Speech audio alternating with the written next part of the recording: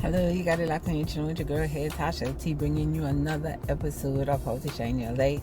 How to Shine Your Light is brought to you by Light Communication. Now we continuing on with our parenting series, and today we absolutely have to talk about discipline. So discipline is a thing, what I was telling you from the last show, in terms of your cultural background, your racial background, how you deal with the discipline and upbringing of your children. It may vary from, background to background. It may vary. Now, I know that in mainstream US, it's basically seen as a sin to correct your children with any sort of physical intervention. In the Caribbean, we okay with putting a tap on our children. You know why? Because we get tapped and everything was all right with the world. It's just weird to see for me how they have socialized, mainstream America have socialized where the children them basically have all the rights. Now, say one, say two, in the States, they'll be doing their children some wicked stuff. Stuff you don't hear about here in the Caribbean, we doing our children. So I could see in certain aspects how, they have to be so aggressive with their laws and to really hold these parents accountable or try to intervene on the behalf of the children. But everything within balance, everything within moderation. The Bible itself said, spare the rod and spoil the child. The Bible says, honor your mother and father, so the days on this earth, so your days on this earth shall be longer. And that's not just with respect, but that is also hearkening on to their wisdom and their teachings and what's not, that you are supposed to instill in your children, that will be their guiding light to help to preserve them. So you have to be on one page when it comes to these discipline. Now I find, and I'm going to tell you based on what I did. I'm a mom of 4, so when they're babies or when they're small toddlers, they just go through, their terrible twos, and they be throwing tantrums and all of that. Certain things I wasn't having, like that. But then when you see these children misbehaving in the supermarket and what's not, that's because they're doing that at home. They don't just up one day and decide they're going to have a meltdown in the grocery store. This is something that they've been doing. So, you can't reason with no toddler. You can't reason with children that are young. So what you have to do, you have to tap them. I didn't tell you that you have to abuse them, but you have to tap them up to let them know, no, that's not what you're supposed to do, or no, this is dangerous, and you let them know, no, we ain't doing that. Like in my house, we ain't doing tantrums. I probably had a run-in with one of my children, and I think that was the oldest one time when he tried to throw a tantrum, and I tap him up and I like, nah, no dice. And after that, I ain't had no problems with him. And I don't know if it was communicated to the siblings, because by watching the older one, they had no better too. So I didn't have any issues with those terrible tools, because when you tap and you say no, there ain't no bunch of long talk with no 2-year-old, 3-year-old where you telling them a tap, no, stop. And that's the end of the communication, Like a lot of things happen in the grocery store because we fail to tell our children no. We go to the grocery store. I ain't had no problems with my children. I go in the store with them. I say, listen, you get one thing. And I done with them, I going about my business. They gone to different parts of the store looking for their one thing when they want. Then they come back. Sometimes they come back with 2 things. No, mommy, look, I got 2 things. I say, you have to decide which one you want the most. Because only one thing I buy. And make it worse, you have a budget. $1. So you need to figure out how much these things cost. and figure out and know which one you could afford and which one you really want. And that'll be going until now. my youngest daughter is 10, and sometimes she come The other day we went to the store. She want a sandwich or she want insure. She can't figure out which one she wants. So I said, okay, you could have the sandwich or you could have 2 insure. So now she there trying to go back and forth with herself to figure out what she wanted. Take her forever to decide what she wanted. But I was done with that. I shop and I went about my business. So you can't reason with no 2-year-old. As they get older, you start to reason. No, from a Caribbean perspective, my father was, authoritative. He wasn't in that. It was a word and a blow. Everybody, his children and the community children used to fear him because he wasn't playing them games. Now my mother, she was sweet and she would talk and that's it. So I had both.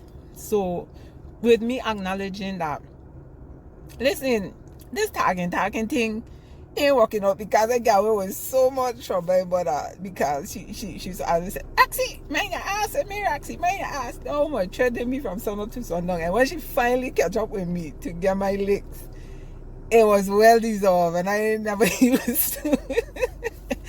I never used to pop any resistance because okay, it's about that time. And I said to myself, you can't be like that.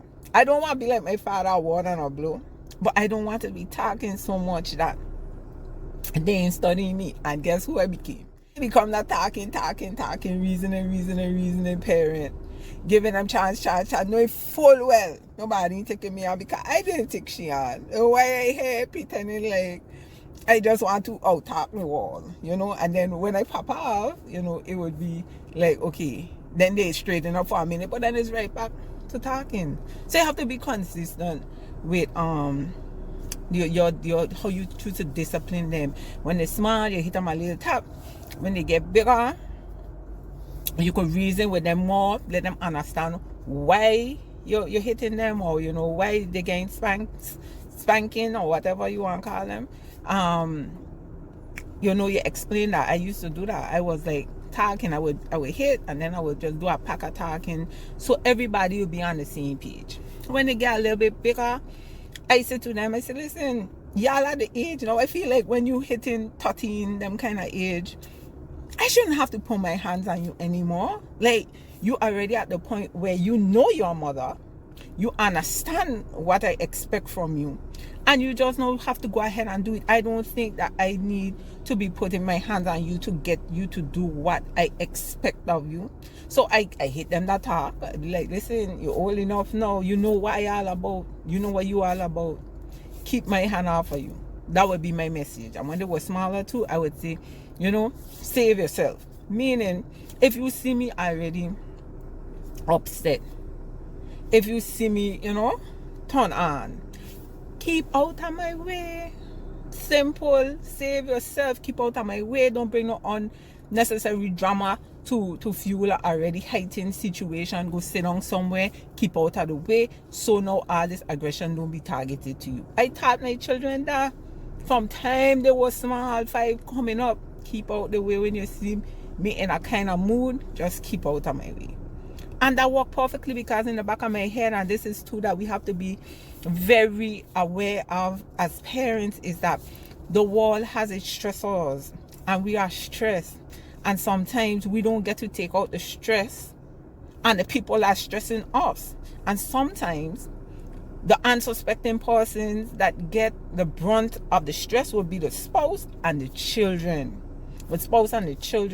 So I always say to myself, I say, nobody ain't gonna make me abuse my children. Nobody. I don't care what I'm going through. I don't care what my situation is. I don't care where I am mentally. And nobody gonna cause me to abuse my children. And I made that delineation early, and it worked miracles for me when I was going through some tough times mentally. You understand? And I taught my children, listen, save yourself. When you see mommy in a certain mood, just go relax somewhere. And it worked out. So we can't be looking to take our personal stresses out on our children. That's frowned upon. And teach your children, empower your children, grow your children with the responsibility for even themselves to to read the room, to pay attention to how you dealing and your reaction towards certain things, and just, you know, exit or have minimal interaction with you when you know, going through some things, and then with you being aware that, listen, nothing here they ain't gonna make me to abuse my children, and then certain situations you will just walk away from, because now you don't want to take your aggression out on the people that, you know, you love the most, because you can't get to the people who really is the problem. You understand? So yeah, we need to be on one page with this raising children thing and this discipline thing, and know that I have teenagers. So now I find that when I take phone, because right now I say, man, they ain't studying all this talking. I say, okay, for 2025 I don't decide I ain't saying a word. They walking out, I ain't saying a word, because they got me thinking like I crazy. I got to be crazy if I have to tell you the same thing over and over every day, and I ain't seeing nothing. Then I is the problem. So acknowledging that I is the problem, right? I say, okay, 2025, I ain't talking to a soul. Nothing I have to say.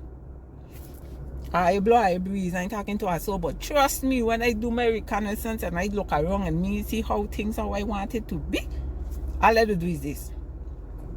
Whatever you gotta bring it. Bring your device, them everything. And when you see, I take that. I don't have them thing for long. Everybody breakneck speed, trying to figure out why I take their stuff and doing what they're supposed to do. So them is my hostages now, because I don't just do this. You know what I say? I say, what? But who tagging me? So I don't make it funny. They don't be watching me like I'm crazy. But guess what? I don't have to talk no more. So you got to figure out what works at different stages and different levels, and, you know, set that foundation from time they small. When they done, they doing all kind of thing, it ain't cute, and they stop thinking it's cute. Now I realize these parenting things going way past my 10 minutes. But trust me, stick and stay. Sometimes it ain't always easy to talk quick about things that really matter when you're really trying to do behavior change. But stick with me all the way through the series, man, because good is good is good is good. And share the video. Don't forget, like communications for all of your public relations and communications needs. Hit me up, Natasha at likecommunications.com. Have a wonderful day and blessings.